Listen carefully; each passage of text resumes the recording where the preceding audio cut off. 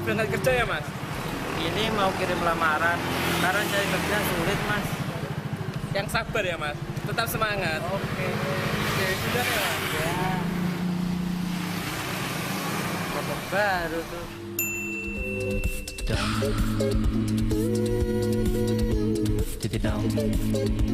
Misi mas.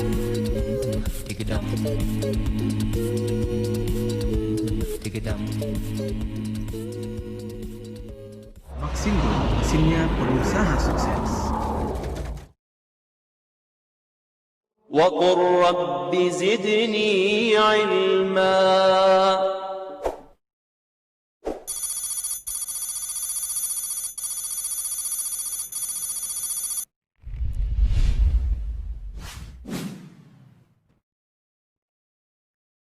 Bismillahirrahmanirrahim. Assalamualaikum warahmatullahi wabarakatuh.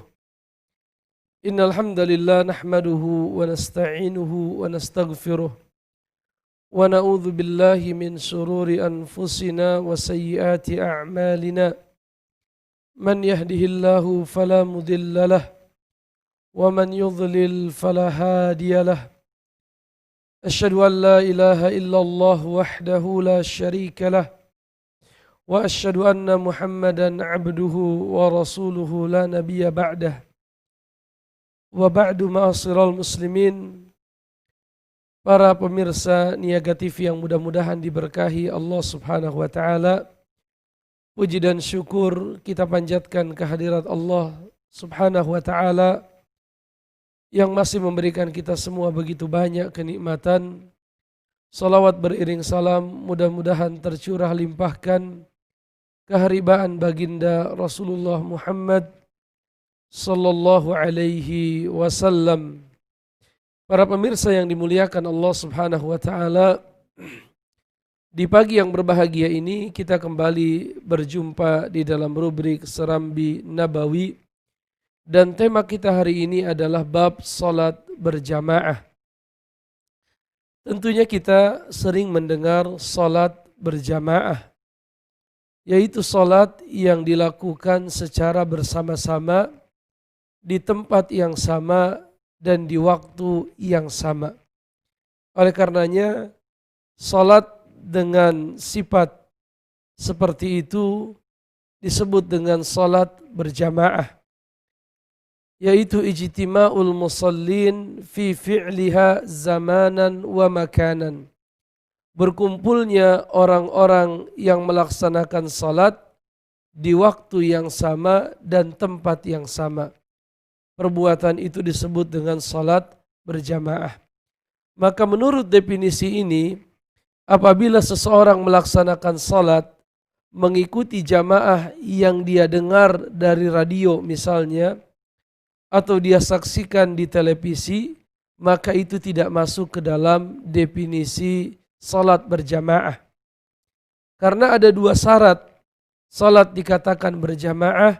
Yang pertama adalah ittihadul makan, dan yang kedua ittihaduz zaman, yaitu kesamaan tempat dan kesamaan waktu. Seandainya ada orang yang sedang melaksanakan salat subuh di Masjidil Haram, kemudian kita ikut berjamaah lewat televisi, tidak bisa. Karena waktunya berbeda, tempatnya berbeda. Salat subuh di Masjidil Haram, seandainya kita melihat di televisi, itu di kita, di Indonesia, itu jam sudah menunjukkan pukul misalnya pukul 9 atau pukul 10, maka tidak sah. Begitupun tempatnya berbeda. Kita di Indonesia dan mereka melaksanakannya di Mekah. Oleh karenanya beliau berkata, summiyat jamaah lijtima'il musallina fi fi'liha zamanan wa makanan. Disebut salat berjamaah karena orang-orang yang melaksanakan salat berkumpul di satu tempat di waktu yang sama. Apabila salah satunya hilang, misalnya waktunya berbeda atau tempatnya berbeda, maka itu tidak disebut dengan salat berjamaah.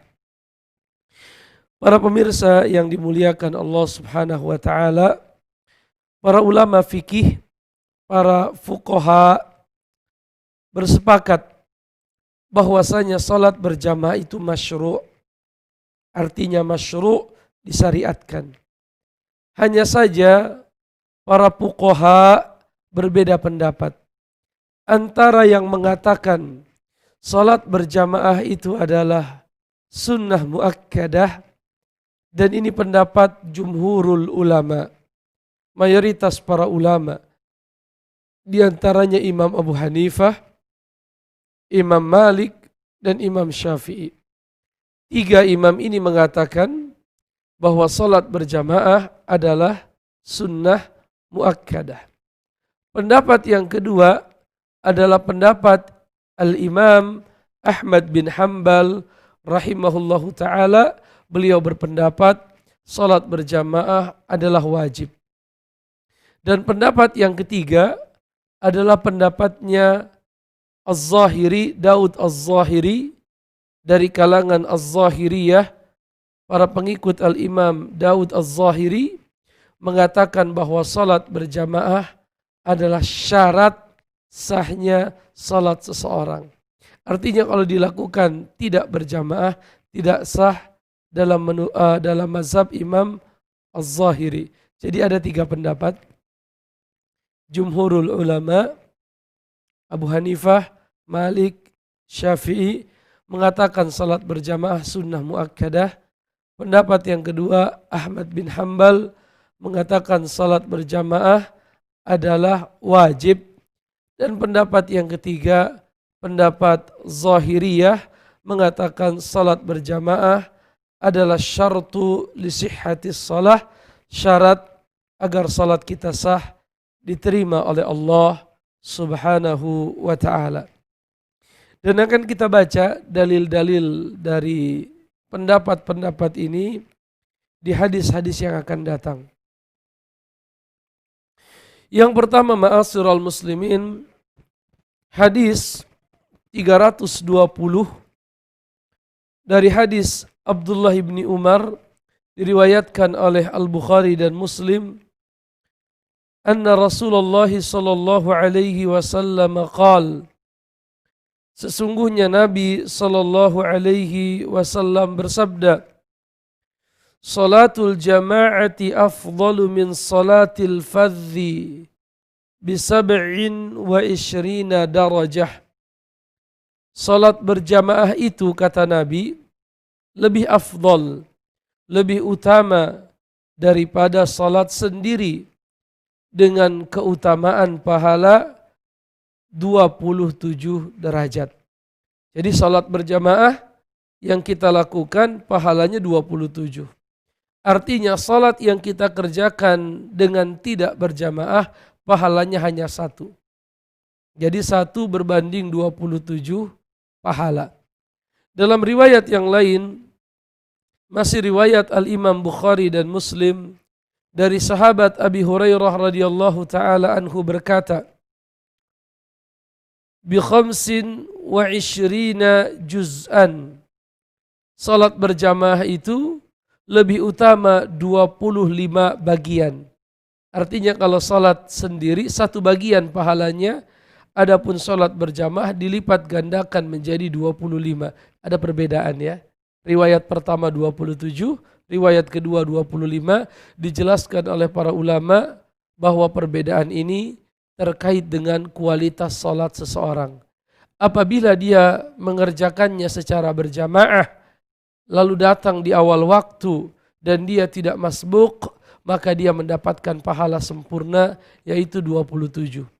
Tetapi kalau ada kekurangan dari salatnya, misalnya dia datang terlambat, atau ada hal-hal yang terjadi di dalam salatnya, maka dia mendapatkan 25 pahala. Artinya 27, 25 ini tidak saling bertentangan, tetapi disampaikan oleh Nabi sesuai dengan konteks, kondisi di mana beliau menyampaikan hadis ini. Hadis ini tentunya ma'asyiral muslimin memberikan kita pelajaran tentang bayanu fadli salatil jamaah, yaitu penjelasan keutamaan salat berjamaah. Dan ini menunjukkan bahwa salat yang dilakukan sendiri itu dianggap sah. Karena salat berjamaah lebih afdal daripada salat sendiri. Artinya dua-duanya memiliki keutamaan. Hanya saja yang dilakukan berjamaah keutamaannya lebih besar daripada yang dilakukan sendiri. Tentunya hadis ini menjadi dalil yang kuat ya, sebagai dalil yang menunjukkan lemahnya pendapat Zahiriyah yang mengatakan bahwasanya salat berjamaah adalah syarat sahnya salat. Di dalam riwayat ini disebutkan walaupun dia salatnya sendiri, dia tetap mendapatkan pahala. Artinya salatnya sah walaupun dia telah merugi. Oleh karenanya beliau berkata, la yaqna'u bid-darajatil wahidah minad darajat al-kathirah illa ahadur rajulaini. Tidaklah ada seseorang yang lebih memilih pahala satu kebaikan dibandingkan 25 atau 27. Jadi kalau kita mendapatkan muslim yang mendengar hadis ini, tetapi dia lebih senang salat sendiri, maka kemungkinannya dua. Ya, jadi ada muslim mendengar hadis ini, tapi dia tetap salat sendiri, kemungkinannya dua. Apa kata beliau? Kemungkinan yang pertama, imma ghairu musaddiqin litilka ni'matil azimah. Kemungkinan yang pertama dia tidak percaya, tidak membenarkan nikmat besar yang Allah janjikan, yang Rasulullah sampaikan. Buktinya apa? Dia sudah mendengar pahalanya 27.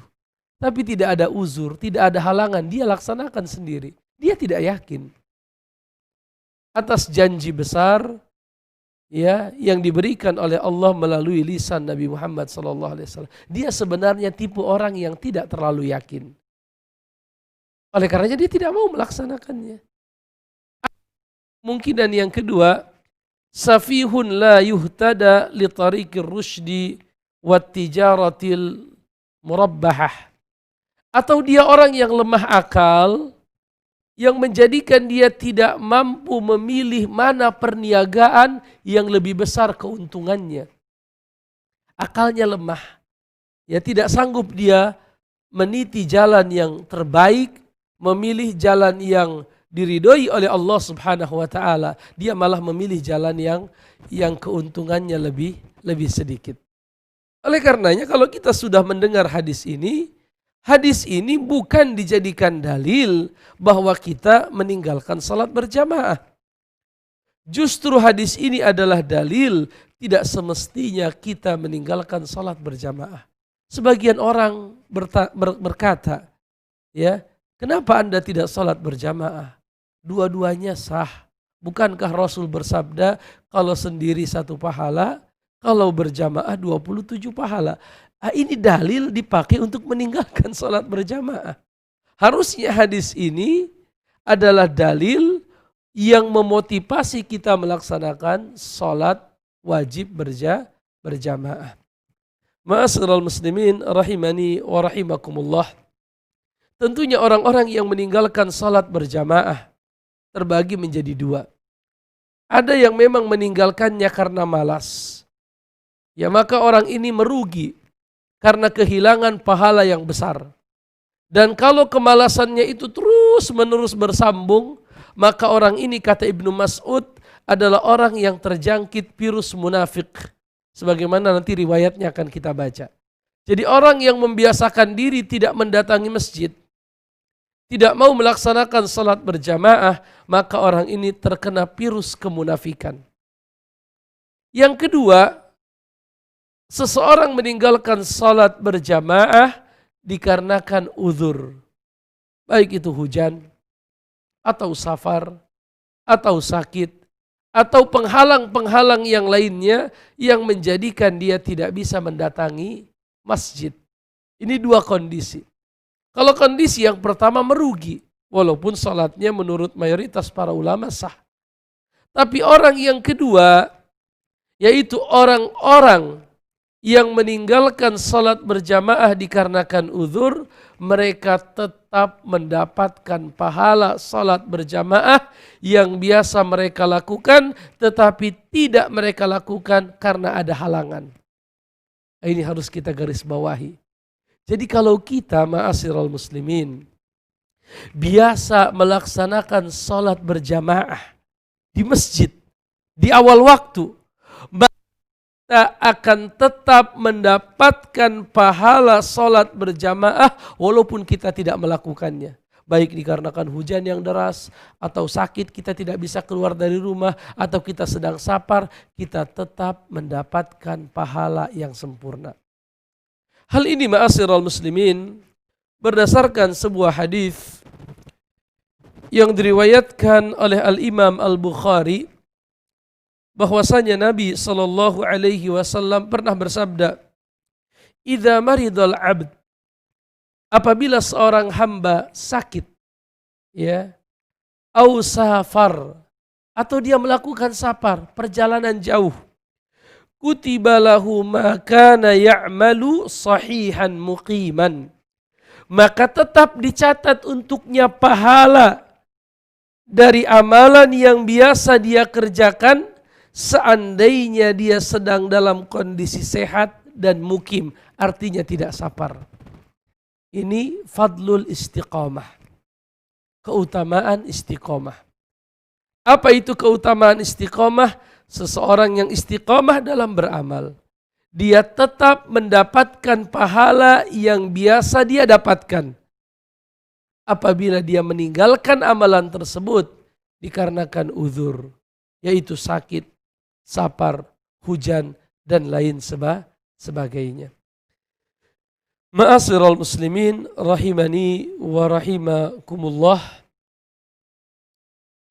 Kita memasuki hadis yang kedua dari bab salat berjamaah, yaitu hadis Abi Hurairah radhiyallahu taala anhu, anna Rasulullah sallallahu alaihi wasallam qala, "Walladzi nafsi biyadih," demi yang jiwaku berada di tangannya. Nah, berarti ini Nabi bersumpah. Ya, berita yang diiringi dengan sumpah, perintah dan larangan yang dimulai dengan sumpah, ini memberikan penegasan. Walladzi nafsi biyadih, demi yang jiwaku berada dalam genggamannya. Laqad hamamtu an amura bihatabin fayuhtatab. Aku benar-benar sungguh-sungguh memiliki keinginan memerintahkan manusia mengumpulkan kayu bakar, sehingga kayu bakar itu pun dikumpulkan. Jadi Nabi pernah meminta atau pernah memiliki keinginan memerintahkan manusia mengumpulkan kayu bakar. Tsumma amuru bis salati fayu'adzana laha, hingga apabila kayu bakar telah terkumpul, aku perintahkan dikumandangkan azan, lalu dilaksanakan salat. Tsumma amura rajulan faya'ummun nas, aku pilih salah seorang dari manusia, aku perintahkan dia memimpin salat. Tsumma ukhalifu ila rijalin la yashhaduna as-salah, sehingga apabila salat sedang dilaksanakan, aku akan datangi rumah orang-orang laki-laki yang tidak melaksanakan salat berjamaah. Masya Allah. Jadi Nabi pernah memiliki keinginan di hatinya. Apa keinginan beliau? Memerintahkan para sahabat mengumpulkan kayu bakar. Kayu bakar telah terkumpul, azan dikumandangkan. Maka Rasul pilih salah seorang dari sahabat memimpin salat.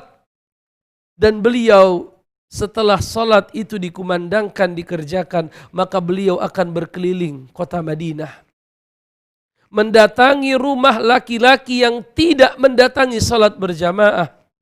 Kemudian apa yang terjadi? Fa'uharriqa alaihim buyutahum, sehingga aku bakar. Rumah siapa? Rumah orang yang tidak melaksanakan sholat berjamaah padahal tidak ada uzur, tidak ada halangan. Ya, dia tidak sakit, dia tidak sapar, ya, tetapi dia meninggalkan sholat berjamaah, maka Nabi Shallallahu Alaihi Wasallam membakar rumah mereka. Tentunya ini ma'asyiral muslimin adalah ancaman yang besar. Baik, jangan kemana-mana ma'asyiral muslimin. Kita kembali setelah beberapa iklan berikut ini.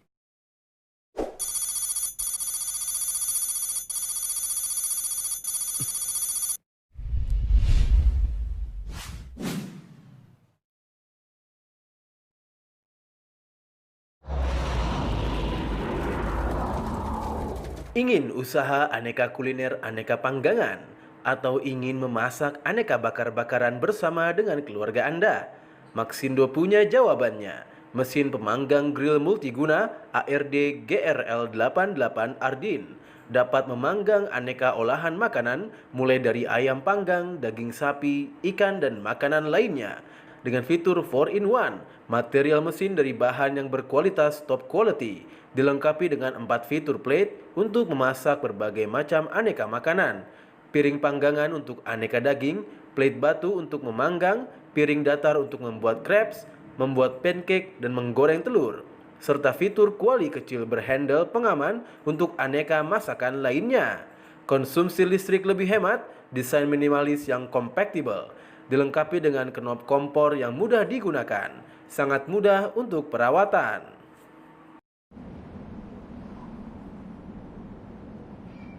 Dapatkan produk ini di toko mesin Maxindo terdekat di kota-kota Anda. Kunjungi situs kami di www.maxindo.com. Maxindo, mesinnya pengusaha sukses. Membantu produksi usaha herbal atau bumbu-bumbu tradisional Anda lebih lancar dan produktif. Maxindo, andalan bagi para pengusaha sukses dalam mengembangkan bisnisnya. Terpercaya dan terjamin mutunya. Alat pengiris herbal manual tipe MKS Herb 77 Maxindo. Pengoperasian dengan cara manual yang mudah, efisien dalam mengiris aneka macam bahan tradisional sesuai kebutuhan. Dengan desain yang minimalis dan praktis, pisau pengiris dengan diameter 10,5 mm dan ketebalan 4,5 cm. Dari material stainless steel berkualitas, food grade, ketebalan irisan dapat diatur pada ukuran 0,3 hingga 3,0 mm, sehingga memudahkan Anda dalam meramu bahan sesuai kebutuhan. Multifungsi untuk aneka macam bahan-bahan tradisional, mulai dari kunyit, temulawak, jahe, kayu manis, akar-akaran, umbi, dan masih banyak lagi. Mudah pengoperasiannya dengan sistem bearing yang dilengkapi dengan gagang pengaman, serta feed inlet untuk membuat proses kerja menjadi lancar. Dapatkan produk ini di toko mesin Maxindo terdekat di kota-kota Anda. Kunjungi situs kami di www.maxindo.com. Maxindo, mesinnya pengusaha sukses.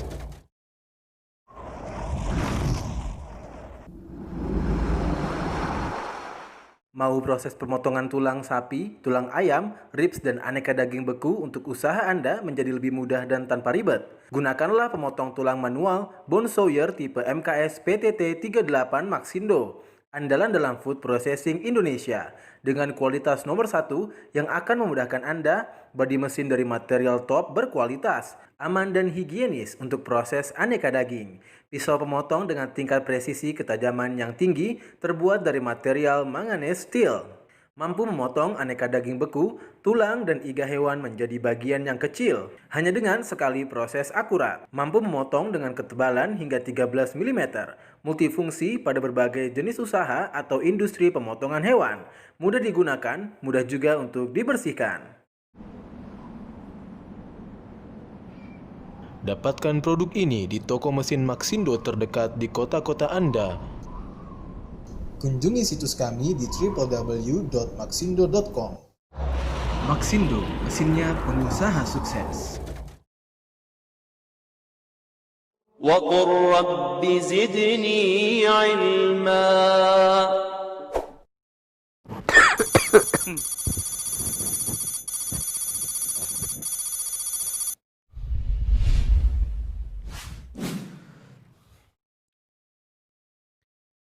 Bismillahirrahmanirrahim. Alhamdulillah wassalatu wassalamu ala Rasulillah wa ba'd. Ma'asyiral muslimin, mohon maaf ada beberapa kendala teknis yang kami alami. Tadi kita membahas hadis nomor 321, yaitu hadis Abi Hurairah radhiyallahu taala anhu.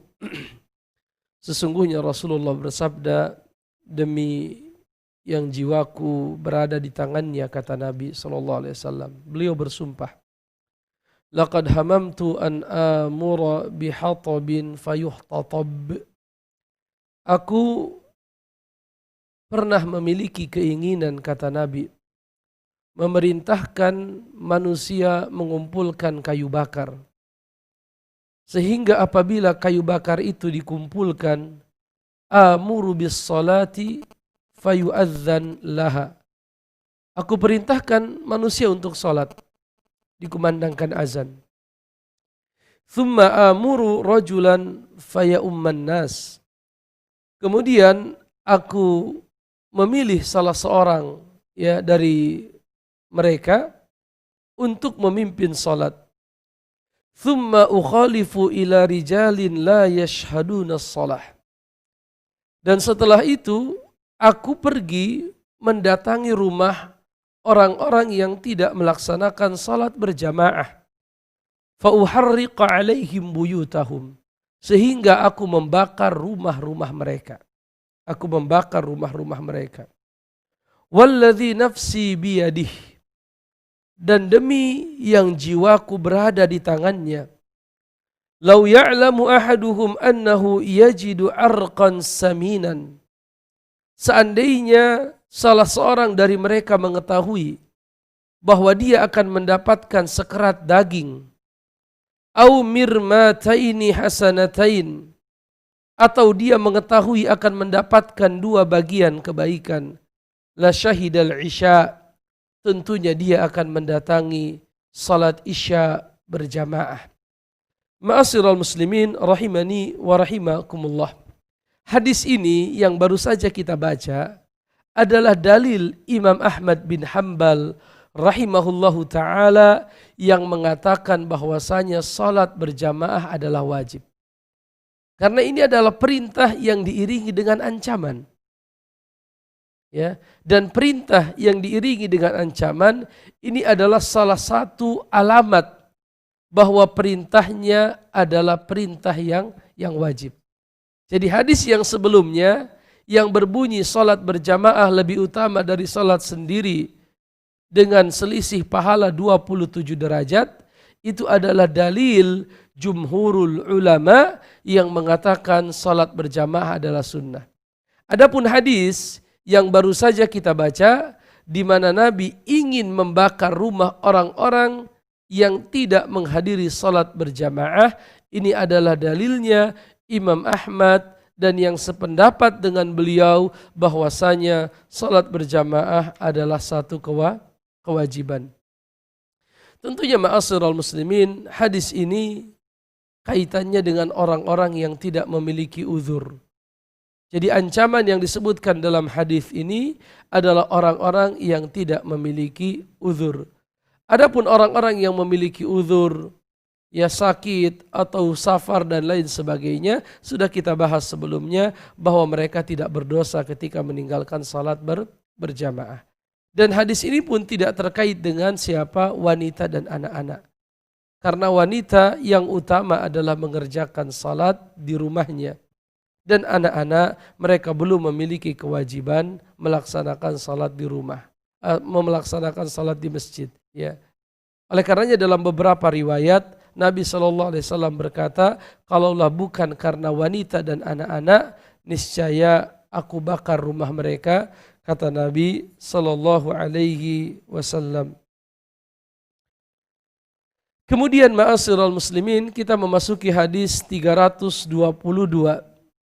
Dari hadis Abi Hurairah radhiyallahu taala anhu qala Rasulullah sallallahu alaihi wasallam, athqalus salati 'alal munafiqin, salat yang paling berat atas orang-orang munafik, salatul isya'i wa salatul fajr, adalah salat isya dan salat fajar. Walau ya'lamuna ma fihima la'atauhuma walau habwan. Seandainya mereka mengetahui keutamaan yang ada di dalam salat isya dan salat fajar, niscaya mereka akan mendatanginya walaupun harus merangkak. Orang-orang munafik ma'asyiral muslimin, di antara karakter mereka, mereka adalah beribadah apabila dilihat oleh manusia. Yura'unan nas. Mereka selalu riya, beribadah ingin dilihat oleh manusia. Dan ini yang menjadikan orang-orang munafik ini merasa sangat berat melaksanakan salat isya dan salat subuh. Karena keduanya dilakukan ya tanpa ada yang melihat. Karena hari sudah gelap. Ketika isya hari sudah gelap. Warna merah yang berada di ufuk sebelah barat sudah habis. Gelapnya malam sudah datang. Maka ketika seseorang melaksanakan salat di waktu tersebut tidak ada yang menyaksikan. Maka orang munafik berat. Karena tidak ada yang melihatnya. Begitupun di waktu subuh. Waktu fajar belum benar-benar terang. Sehingga menjadikan manusia saling melihat. Oleh karenanya orang munafik berat melaksanakan salat subuh. Yang kedua dijelaskan oleh para ulama.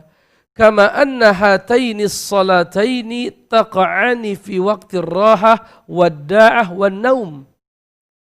Dan faktor yang kedua yang menjadikan orang-orang munafik atau yang terjangkit kemunafikan merasa berat melaksanakan isya dan subuh karena dua salat ini berada di waktu istirahat. Isya waktunya istirahat. Subuh waktunya orang enak melaksanakan tidur. Sedang enak-enaknya tidur tiba-tiba dibangunkan. Maka orang-orang munafik merasa berat ya untuk melaksanakan kedua salat ini. Fala yanshad lahuma illa man fi qalbihi wazi'un min imani billahi ta'ala.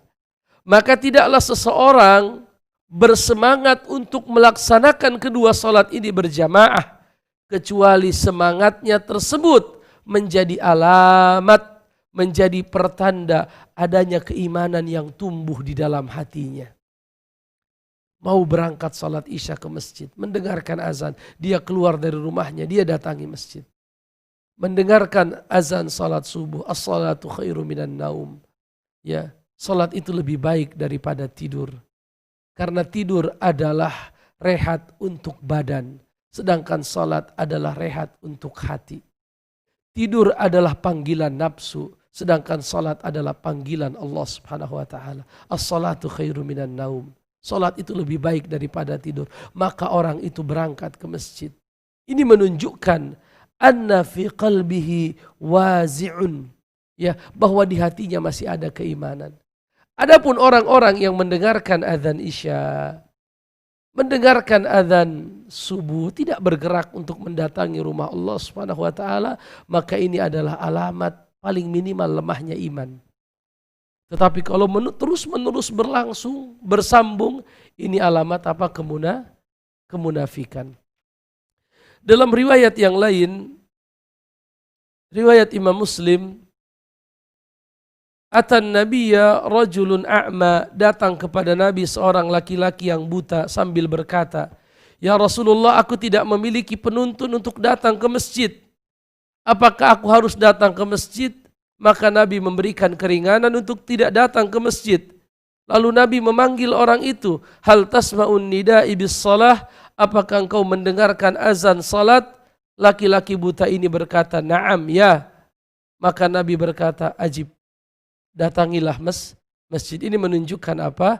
Penegasan tentang pendapat Imam Ahmad yang mengatakan bahwa wajibnya salat berjamaah. Ma'asyiral muslimin, ada penelepon yang masuk, coba kita angkat. Assalamualaikum. Assalamualaikum Ustaz. Waalaikumsalam warahmatullah. Silahkan Ibu. Begini Ustaz, saya itu sekarang dalam posisi dua pilihan, harus memilih gitu. Nah, sedangkan saya itu mau melaksanakan salat istikharah, itu belum tahu tata caranya. Yang kedua, apakah salat istikharah itu dilakukan setelah sholat qiyamul lail atau bagaimana Ustaz? Baik Ibu, itu Atas saja. bimbingannya dan terima kasih. Barakallah Ibu. Assalamualaikum warahmatullahi wabarakatuh. Baik, pertanyaannya bahwa beliau, Ibu Suryani dari Sumatera Barat, berada di hadapannya dua pilihan. Dan beliau tidak tahu mana yang harus beliau pilih. Dan beliau hendak melaksanakan salat istikharah, tetapi beliau tidak tahu tata caranya. Ya, kapan waktu istikharah itu dilakukan? Itu pertanyaannya. Wallahu a'lam bishawab ya. Dahulu para sahabat berkata bahwa kami diajarkan oleh Nabi doa istikharah sebagaimana kami diajarkan surat di dalam Al-Quran. Apakah salat istikharah ini ada waktu tertentu? Wallahu a'lam bishawab, bisa dilakukan kapan saja selama di waktu-waktu yang diperbolehkan untuk salat sunnah. Artinya tidak dilakukan setelah subuh sampai terbitnya fajar, tidak juga dilakukan setelah asar, salat asar, sampai tenggelamnya matahari atau sampai masuknya waktu salat maghrib. Selebihnya boleh dilaksanakan. Misalnya di waktu duha, boleh ibu salat 2 rakaat, ya salat mutlak. Setelah itu ibu berdoa. Doanya tentunya ma'ruf ya. Allahumma astakhiruka bi'ilmika wa astaqdiruka biqudratika ya innaka anta ta'lam wa la a'lam, sampai akhir. Ada doa yang diajarkan oleh Rasulullah sallallahu alaihi wasallam terkait dengan doa istikharah. Ibu melaksanakannya boleh di waktu duha, boleh setelah zuhur, boleh setelah maghrib, boleh juga setelah isya, di waktu yang ibu inginkan, baik itu di awal malam, di pertengahan malam, atau di akhir malam, tidak masalah. Kita salat 2 rakaat, lalu sebagaimana kita salat sunnah biasa, selesai salat 2 rakaat, kita berdoa, memohon kepada Allah, meminta petunjuk tentang mana yang terbaik untuk kita pilih. Ya, mana yang terbaik yang kita pilih. Tentunya lebih baik dengan doa yang pernah diajarkan oleh Nabi SAW. Tetapi kalaupun kita belum hafal, tidak masalah kita berdoa dengan bahasa yang biasa kita gunakan. Tidak ada tata cara khusus dan waktu khusus yang ditentukan oleh Nabi SAW. Wallahu a'lam bishawab. Ada Pak Saifullah di Lampung, coba kita angkat. Assalamualaikum. Waalaikumsalam warahmatullahi wabarakatuh, Pak Ustaz. Baik, silakan Pak Saifullah. Pak Ustaz, saya punya pertanyaan nih Pak Ustaz. Yeah. Mungkin tentang ini Pak Ustaz, tentang was-was nih Pak Ustaz, maaf nih Pak Ustaz. Jadi gimana nih Pak Ustaz, saya ini penyakit was-was kayaknya nih Pak Ustaz, udah lama nih, udah berapa bulan ini Pak Ustaz. Semakin berat, kesininya semakin berat Pak Ustaz. Jadi kalau bacaan Al-Fatihah itu kayaknya ada salah terus Pak Ustaz. Jadi ulang sekali Alhamdulillah aja, Bismillah aja bisa berapa kali saya ulang lagi. Sepertinya kayak lidahnya ada yang salah gitu bacaannya itu Pak Ustaz. Ketika At-Tahiyatul begitu juga gitu Pak Ustaz. Jadi tolong Pak Ustaz gimana itu caranya Pak Ustaz. Selain kan kita kan harus meludah sebelah kiri gitu Pak Ustaz ya. Itu udah saya lakukan Pak Ustaz.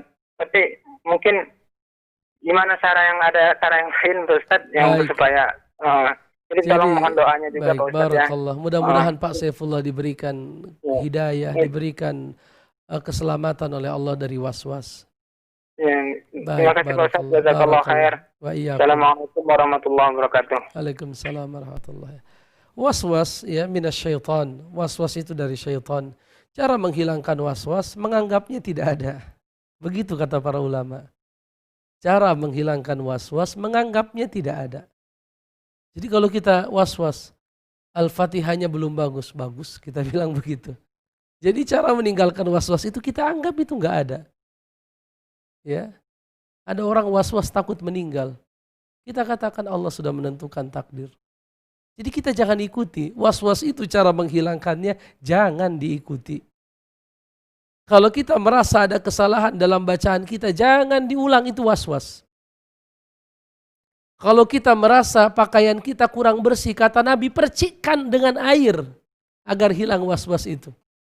Supaya nanti, karena kalau bekas airnya sedikit, was-was itu akan muncul. Barangkali itu air kencing. Itu habis buang air kecil. Maka untuk menghilangkan was-was dipercik. Jadi cara menghilangkan was-was adalah dengan tidak memperdulikan was-was. Dan orang yang paling sengsara itu orang yang was-was. Otomatis khusyuknya pun akan hilang. ya kenikmatan salat pun akan berkurang. Lalu bagaimana dia bisa berharap salatnya akan diterima oleh Allah Subhanahu wa taala ketika di dalam salatnya dipenuhi dengan apa? Bisikan-bisikan syaitan. Ya godaan-godaan syaitan. Oleh karenanya ya siapapun yang mengalami was-was, selain kita berta'awudz memohon perlindungan kepada Allah, yang harus kita lakukan jangan mengikuti was-was.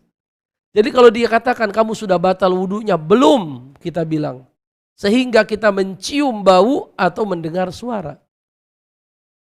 Kalau kita sudah wudu atau belum? Tadi sudah sebelum maghrib. Begitu jawabannya. Tegas. Kita harus galak kepada syaitan. Karena setan itu ingin merusak salat kita. Rasulullah mengabarkan bahwa apabila kita salat, setan datang. Membisikkan banyak hal ke dalam telinga kita. Maka cara melawannya selain kita memohon perlindungan kepada Allah adalah kalau orang Jakarta bilang dicuekin saja, dianggap tidak ada, jangan diikuti itu was-was karena kalau sudah satu kali kita ikut kita akan dipermainkan oleh syaitan. Naudzubillahi min dzalik. Ada Pak Ahmad di Medan, coba kita angkat. Assalamualaikum. Halo, assalamualaikum. Sepertinya ada kendala teknis terputus. Kita kembali ke pesan singkat. Jika ada, coba kita lihat.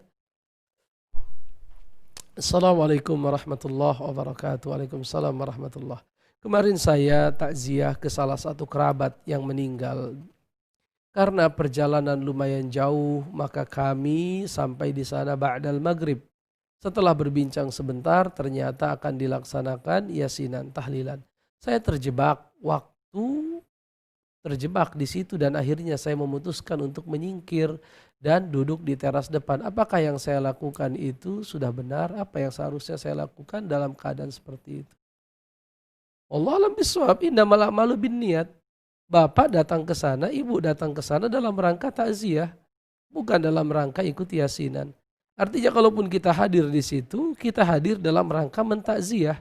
Ya, menjenguk, menghibur sahibul musibah, bukan dalam rangka menghadiri acara yasinan. Ya innamal a'malu binniyat. Apakah saya harus pulang? Ya tidak harus. Kalau memang ada keperluannya belum selesai, lanjutkan saja. Dan dari rumah pun ibu sudah berniat untuk takziah, bukan untuk ikut acara tahlilan atau yasinan. Tidak masalah ibu duduk di situ, ya. Tidak ada dosa, ya tidak ada dosa karena niat ibu adalah baik untuk takziah, untuk mengunjungi sahibul musibah, tidak ada masalah di situ. Adapun karena kedatangan ibu berbarengan dengan acara yang tidak diajarkan oleh Nabi SAW, maka ya ibu tidak ikut acara itu, tetapi tetap kalau memang hajat ibu belum selesai, lanjutkan hajatnya. Tapi kalau dirasa hajat kita sudah terpenuhi, kita sudah berkunjung, ya pulang kalau memang tidak ada lagi hajat yang lainnya. Allah alam bisawab. Ada penelpon dari Bangka Belitung. Iya, halo Pak. Assalamualaikum. Waalaikumsalam. Silakan Bapak. Ya ini Pak, ini kami dari Bangka Belitung nih Pak. Baik, silakan Bapak. Waalaikumsalam nih Pak. Baik. Pak, ini Pak, ada dua pertanyaan yang kami ingin tanyakan pada Pak Ustadz. Yeah. Kami sering mendengar itu dari ceramah-ceramah ya, dari Pak Ustadz itu membaca Al-Quran itu untuk menenangkan pikiran ya. Nah, yang kami tanyakan di sini, surah apa dan ayat apa yang harus dibaca agar supaya pikiran bisa tenang ya. Baik. Yang kedua, kami pribadi itu baru saja kami dengar penyampaian masalah was-was ya. Yeah. Kami juga mengalami kalaupun sesudah mengambil wudhu itu ada perasaan ingin buang air, buang angin ya. Yeah. Kadang-kadang ingin buang air kencing ya, air kecil ya. Hal itu bagaimana untuk mengatasinya Pak Ustadz? Kami rasa cukup begitu saja nih Pak Ustadz dari Pak Usman Bangka Belitung ini. Baik, terima kasih Pak Husnul. Baik, pertanyaan yang pertama, ya beliau sering mendengar ceramah yang mengatakan bahwasanya membaca Al-Quran bisa mendatangkan ketenangan jiwa. Betul sekali Pak. ya bahwa membaca Al-Qur'an adalah bagian dari zikrullah.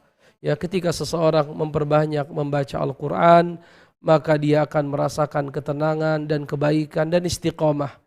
Allah Subhanahu wa taala berfirman dalam Al-Qur'an bahwa di antara hikmah diturunkannya Al-Qur'an liyuthabbital ladzina amanu wa hudaw wa busyra lil muslimin. Dan kami turunkan Al-Qur'an ini ya untuk meneguhkan orang-orang yang beriman dan sebagai petunjuk bagi mereka dan sebagai kabar gembira bagi orang-orang yang berserah diri kepada Allah Subhanahu wa taala. Maka perbanyak membaca Al-Qur'an. Ya, karena membaca Al-Qur'an adalah bagian dari mengingat Allah Subhanahu wa taala, dan dalam ayat Allah berfirman ala bidzikrillahi tatmainnul qulub, sesungguhnya dengan mengingat Allah hati akan menjadi tenang. Dan Al-Qur'an salah satu namanya adalah Az-Zikr. Ya.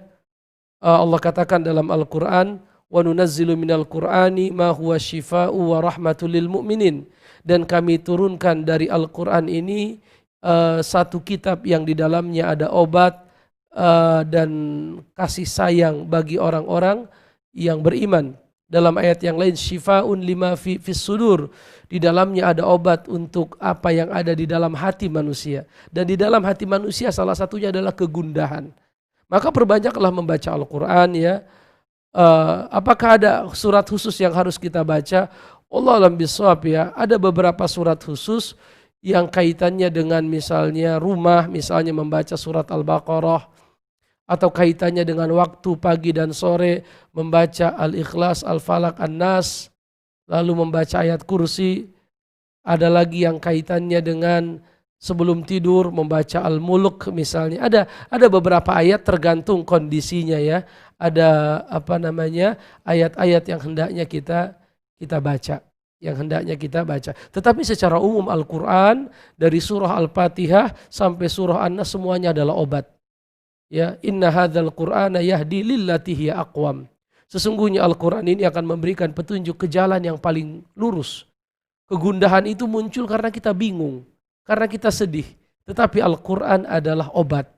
Obat dari segala penyakit, obat dari segala kesedihan, obat dari segala kegundahan, ya, kesempitan hidup dan lain sebagainya. Disebutkan Al-Qur'an kalau kita baca, dia akan mengelola hidup kita. Ya, mengelola hidup kita, mengelola hati kita, bagaimana kita bersikap, bagaimana kita menjalani kehidupan ini. Maka bacalah Al-Qur'an, ya, tadaburi, renungkan isi dari Al-Qur'an, hadir di majelis ilmu yang menjelaskan makna Al-Qur'an. Mudah-mudahan Allah berikan kita ketenangan hidup. Rasulullah SAW dalam hadis yang sahih riwayat Imam Muslim pernah bersabda, majtama'a qaumun fi baitin min buyutillah, kata beliau, tidaklah satu kaum berkumpul di salah satu rumah dari rumah-rumah Allah Subhanahu wa taala, yatluna kitab Allah, mereka membaca ayat-ayat Allah, Al-Qur'an, wa yatadarasunahu fima bainahum, kemudian mereka saling mengajari dan mempelajari di antara mereka, illa nazalat alaihimus sakinah. Kalau hal itu mereka lakukan, nazalat alaihimus sakinah, Allah turunkan ke hati mereka sakinah, ketenangan. Jadi baca Quran tenang, ya, perbanyak membaca Al-Quran. Yang kedua masih kaitannya dengan was-was ya. Disebutkan bahwa was-was itu sebenarnya adalah berasal dari syaitan. Ya. Harus dibedakan antara was-was dengan sesuatu yang bukan was-was. Kalau yang Bapak ceritakan tadi hendak sholat lalu ingin buang air kecil, maka itu ada hadis yang lain di mana Nabi SAW bersabda, ya, tidak ada salat bihadratit ta'am ketika makanan sudah terhidang, dan tidak ada salat ketika kita menahan dua hal, yaitu menahan ingin buang air besar dan ingin buang air kecil. Artinya kalau kita hendak salat lalu ada rasa ingin buang air kecil dan kita tidak bisa menahannya, itu bukan was-was. Kita datang ke WC, ya, lalu kita tunaikan hajat kita, kembali ke masjid lalu salat. Ketika kita ingin buang air lagi misalnya dan kita kerasa itu was-was, ya jangan diikuti. Terkadang setan sengaja datang untuk merusak salat kita. Tapi kalau itu memang normal sebagai satu kondisi yang dialami manusia ingin buang hajat, maka tidak masalah. Kita membatalkan salat kita apabila kita tidak batalkan, maka salat kita akan terganggu, berkurang kehusyuan kita karena kita menahan menahan buang air besar dan buang air kecil. Tetapi kalau tidak sampai menghilangkan kehusyuan, rasa ingin saja, maka tidak masalah kita melanjutkan salat kita, kata para ulama. Sama seperti ketika makanan sudah terhidang, apakah kita harus mendahulukan makanan? Ya kalau kita lapar, dahulukan makanan. Tapi kalau kondisi perut kita kenyang, penuh, tidak masalah kita melaksanakan salat, misalnya tidak akan teringat-ingat oleh makanan, maka laksanakan salat lebih utama. Dan cara menghilangkan was-was, sekali lagi, selain kita berta'awuz, yang memohon perlindungan kepada Allah, berusaha untuk khusyuk, begitupun cara menghilangkan was-was adalah dengan tidak memperdulikannya. Jadi kalau dia bilang, Al-Fatihahmu salah, kita bilang apa? Bodoh amat, kan seperti itu. Bodoh amat itu apa? Kalau bahasa orang Jakarta bilang, saya nggak peduli. Ya, wudhu kamu nggak sah, saya nggak peduli. Lanjutkan saja sholatnya. Sampai kita mendapatkan sesuatu yang yakin bahwa ada sesuatu yang salah dari salat kita. Ada seorang laki-laki yang datang kepada Nabi lalu berkata, Inni wajadtu syai'an fi batni ya Rasulullah. Aku mendapatkan sesuatu di perutku ya Rasulullah. Maka Rasulullah berkata, jangan kau batalkan salatmu sehingga engkau mendengar suara kentut atau mencium bau. Ya, ini dijadikan dalil oleh para ulama membuat kaidah al-yakinu la yazulu bisyak. Keyakinan itu tidak bisa dihilangkan dengan keraguan. Ya, jadi anggap saja keraguan itu tidak ada, anggap saja was-was itu tidak ada. Kita cuekin, kita tidak pedulikan dia. Karena kalau kita pedulikan, kita ikuti was-was dia, maka dia akan semakin menjadi-jadi. Ya, tadi penanya kita yang sebelumnya, Pak Saifullah berkata sampai mengulang Al-Fatihah berulang-ulang. Ada yang mengulang wudhu berulang-ulang sampai akhirnya dia tidak sholat. Dan kalau sudah kita tidak sholat, itulah yang diinginkan oleh mereka. Ya, mereka ingin kita meninggalkan ibadah kepada Allah Subhanahu wa Ta'ala. Allah alam bisawab. Pertanyaan yang kedua dari pesan singkat. Assalamualaikum warahmatullahi wabarakatuh. Kalau kita sholat sunnah, qadarullah pas salam baru ragu, baru 1 rakaat atau 2. Terus Anda langsung berdiri tambah 1 rakaat lagi. Baru Anda tahiyat dan sujud sahwi sebelum salam. Itu sudah benar. Rasulullah SAW berkata, idza syakka ahadukum fi salatihi falam yadri kam shalla, kata Nabi, apabila kalian ragu di dalam salatnya, lalu dia tidak tahu berapa rakaat dia setelah melaksanakan salat, maka hendaklah dia membangun, melanjutkan salatnya ala mastaiqan, atas apa yang dia yakini. Kemudian dia melaksanakan sujud sahwi.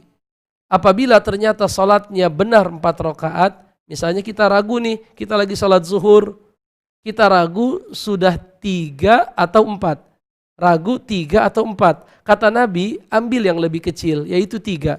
Artinya tambahkan 1 rakaat. Tambahkan 1 rakaat. Kalau ternyata salat kita benar, yaitu 4 rakaat, maka sujud sahwi ini adalah targiman li syaitan.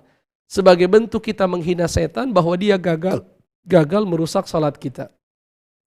Tetapi kalau ternyata ketika kita menambahkan 1 rakaat, ternyata salat kita menjadi 5 rakaat, maka sujud sahwi itu menjadi penggenap salat kita. Ya kan, salat siang hari itu 4 rakaat, zuhur 4, bukan 5. 5 itu salat witir malam, witirnya siang itu maghrib. Adapun zuhur harus genap 4. Maka sujud sahwi itu sebagai penggenap dari salat kita. Maka setan gagal dalam 2 kondisi tersebut. Artinya kalaupun salat kita tepat, ya maka sujud sahwi sebagai apa? Penghinaan untuk setan. Tapi kalau ternyata memang kita menambahkan salat kita jadi 5 rakaat ternyata, maka sujud sahwi tersebut menjadi penggenap salat yang kita lakukan sebagaimana dijelaskan oleh Nabi Muhammad sallallahu alaihi wasallam. Dan sujud sahwi setelah tasyahud akhir sebelum salam 2 kali dengan cara yang sama ketika kita sujud dalam salat, bacaannya pun sama, tidak ada duduk di antara 2 sujud dan tidak ada bacaan apapun setelah sujud yang kedua kecuali salam. Allah alam bisawab. Pertanyaan yang ketiga. Assalamualaikum warahmatullahi. Apakah boleh seorang wanita ikut salat berjamaah ke masjid bersama suaminya dengan tujuan untuk memotivasi suaminya agar selalu salat berjamaah ke masjid? Terima kasih. Allah alam bisawab, tidak masalah. berdasarkan sabda Nabi SAW, la tamna'u ima Allah masajid Allah. Janganlah kalian melarang para wanita mendatangi masjid, tetapi rumah mereka adalah lebih utama daripada mereka ke masjid. Allah alam bissawab. Ada penelepon yang masuk, coba kita angkat. Assalamualaikum. Waalaikumsalam. Silahkan Ibu. Saya mau bertanya Ustaz. Iya. Masalah puasa. Kita sudah menjalani puasa Senin Kemis. Jadi saya mau tanyakan, saya pernah hadir di satu majelis taklim. Kata Ustaz, kalau kita perempuan sebaiknya niat puasa Senin Kemis itu niatkan saja puasa qada bulan Ramadan. Walaupun puasa apa sudah, Ibu? Diniatkan puasa apa? Puasa Senin Kemis kan puasa sunat. Iya. Habis itu katanya kita boleh perempuan meniat puasa qada bulan Ramadan. Baik. Nah, jadi karena kita sudah lama tidak lagi tinggal puasa, sudah menefus. Nah, Apakah memang Ibu punya hutang Ramadan? Seingat kita selalu qada bulan Ramadan. Yeah. Karena kita semenjak kecil sudah ngerti bahwa kalau puasa Ramadan itu ketinggalan, kita mengqada. Kadang kita duluan baca kitab semasa belum sampai umur kita sudah baca kitab dulu, masa ilal, kitab bidayah, di kampung dulu kan, itu kitab 8. Nanti kita sebelum sampai umur sudah tahu itu harus dikada. Jadi kita selalu kada. Tapi sekarang kita sudah berumah tangga, itu beranak, sudah melahirkan anak. Jadi siapa tahu kita puasa kita nggak sempurna, kayak gitulah kira-kiranya. Ada ya pikiran sebaiknya kita puasa Ramadan itu kan sempurna. Baik Ibu, baik. Jadi habis itu kita sekarang sudah tua mau puasa Senin Kemis. Jadi kata Ustadz, ada ya di Majelis Taklim katanya boleh meniatkan puasa qada bulan Ramadan. Supaya puasa Ramadan sempurna. Terus itu yang kedua Ustadz, demikian juga dengan sholat. Kita juga sudah menjalani salat sunnah, rawatib, duha, misalnya tahajud. Apakah puasa salat fardu itu boleh dikabah? Karena menurut kita dalam prasangka aja kita mungkin ada tinggal sholat, ada terlambat walaupun dalam perjalanan.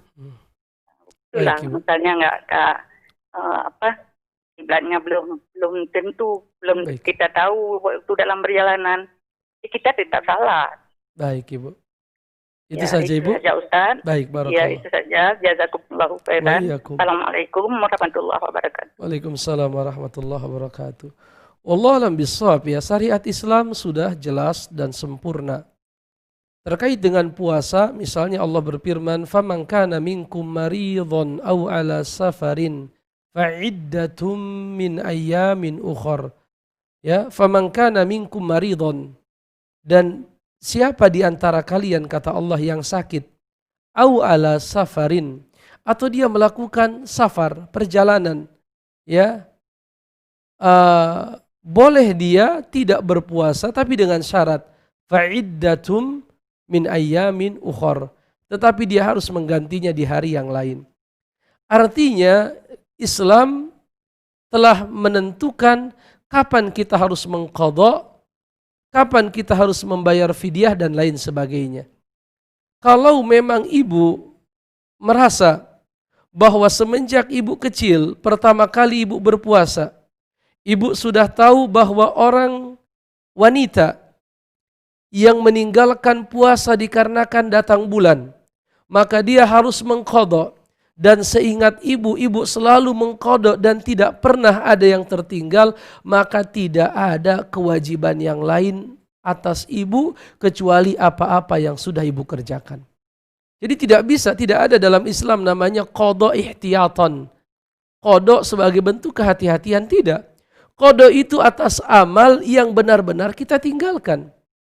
Ya, qadha itu atas amal yang benar-benar kita tinggalkan. Kita ingat bahwa kita pernah meninggalkan ini, ya kita qadha.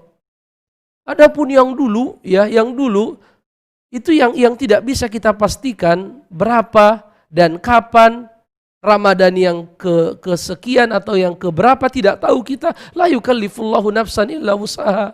Allah tidak membebani kita melampaui yang kita mampu.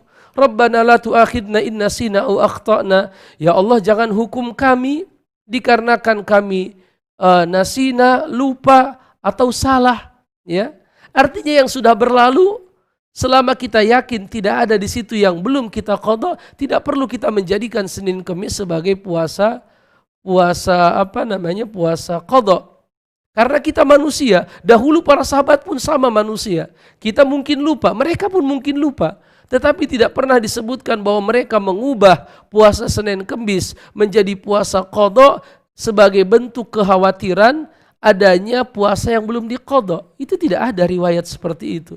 Tetapi kalau kita mengetahui, kita memiliki ilmu bahwa ada puasa yang belum kita qadha, segera kita qadha. Kalau kita tidak tahu, tadi, la tu'akhidna in nasina aw akhtana. Jangan hukum kami karena kami lupa atau tidak tahu atau salah. Tapi ingat, ya, perbanyaklah ibadah-ibadah yang sunnah. Baik itu puasa ataupun salat. Karena kenapa? Yang sunnah itu adalah penyempurna yang wajib. Oleh karenanya dalam hadis Rasulullah sallallahu alaihi wasallam pernah bersabda, awwalu ma yuhasabu alaihi al-'abdu min a'malihi as-salah. Sesungguhnya perkara pertama yang akan dihisab atas seorang hamba dari amal-amalnya adalah salat. Jadi yang pertama kali akan Allah hisab dari kita adalah salat. Apabila salatnya baik, baik yang lain. Salatnya buruk, buruk yang lain. Dan apabila ada kekurangan dalam salatnya, akan diperintahkan untuk dilihat kepada ibadah-ibadah yang sunnah. Karena ibadah yang sunnah menambal yang wajib. Innal hasanat yudhibna sayyiat. Sesungguhnya kebaikan itu bisa menghilangkan keburukan. Artinya tidak perlu Senin Kemis itu diganti menjadi puasa qadha, tetapi tetap sebagai sebagaimana yang diajarkan oleh Nabi, itu adalah puasa sunnah, kecuali kalau kita mengetahui ada puasa tertentu yang belum kita laksanakan di bulan Ramadan, maka saat itulah kita mengqadha. Khawatirnya nanti masuk lagi kategori yang sebelumnya itu was-was, diberi was-was, jangan-jangan kamu belum, jangan-jangan kamu, terus menerus seperti itu, tidak ada habisnya. Jelas ya, padahal la yukallifullahu nafsan illa wus'aha. Allah tidak membebani kita melampaui kemampuan kita. Allah alam bisawab. Ini yang bisa kita bahas. Ma'asyiral muslimin, yang benar semua datang dari Allah, yang salah datang dari saya sebagai manusia. Subhanakallahumma bihamdika asyhadu an la ilaha illa anta astaghfiruka wa atubu ilaik. Assalamualaikum warahmatullahi wabarakatuh.